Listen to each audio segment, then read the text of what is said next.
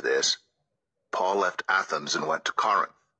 There he met a Jew named Aquila, a native of Pontus, who had recently come from Italy with his wife Priscilla, because Claudius had ordered all Jews to leave Rome.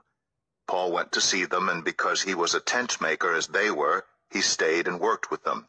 Every Sabbath he reasoned in the synagogue, trying to persuade Jews and Greeks.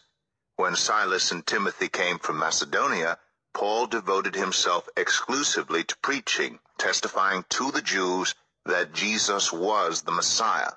But when they opposed Paul and became abusive, he shook out his clothes in protest and said to them, "Your blood be on your own heads. I am innocent of it.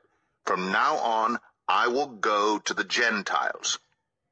Then Paul left the synagogue and went next door to the house of Titius Justus, a worshiper of God.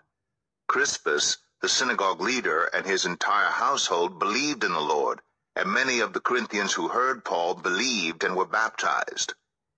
One night the Lord spoke to Paul in a vision, "Do not be afraid. Keep on speaking. Do not be silent, for I am with you, and no one is going to attack and harm you, because I have many people in this city."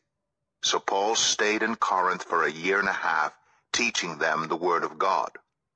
While Gallio was proconsul in Achaia, the Jews of Corinth made a united attack on Paul and brought him to the place of judgment.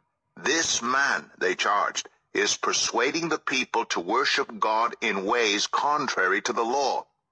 Just as Paul was about to speak, Gallio said to them, "If you Jews were making a complaint about some misdemeanor or serious crime, it would be reasonable for me to listen to you.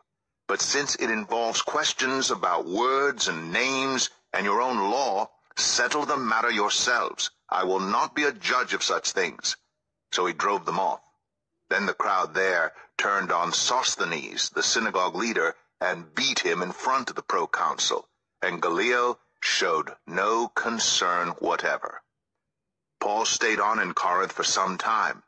Then he left the brothers and sisters and sailed for Syria, accompanied by Priscilla and Aquila. Before he sailed, he had his hair cut off at Cenchrea, because of a vow he had taken. They arrived at Ephesus, where Paul left Priscilla and Aquila. He himself went into the synagogue and reasoned with the Jews. When they asked him to spend more time with them, he declined. But as he left, he promised, "I will come back if it is God's will." Then he set sail from Ephesus. When he landed at Caesarea, he went up to Jerusalem and greeted the church, and then went down to Antioch. After spending some time in Antioch, Paul set out from there and traveled from place to place throughout the region of Galatia and Phrygia, strengthening all the disciples. Meanwhile, a Jew named Apollos, a native of Alexandria, came to Ephesus. He was a learned man, with a thorough knowledge of the Scriptures. He had been instructed in the way of the Lord, and he spoke with great fervor, and taught about Jesus accurately, though he knew only the baptism of John. He began to speak boldly in the synagogue. When Priscilla and Aquila heard him, they invited him to their home and explained to him the way of God more adequately. When Apollos wanted to go to Achaia, the brothers and sisters encouraged him and wrote to the disciples there to welcome him. When he arrived, he was a great help to those who by grace had believed, for he vigorously refuted his Jewish opponents in public debate, proving from the Scriptures that Jesus was the Messiah.